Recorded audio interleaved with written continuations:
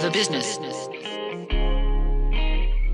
If you're interested in going into a technical field, these classes are very important and they give you knowledge before you would get into a trade school or into college. Many of our students that have gone particularly through the CAD program, when they get to college, it's something that they already know and they don't have to learn when they get to school.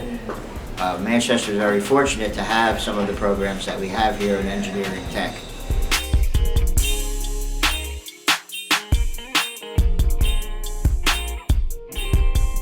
I think CAD is important because it shows you how to draw and make blueprints kind of for the future, and it's a life skill you may need as an engineer.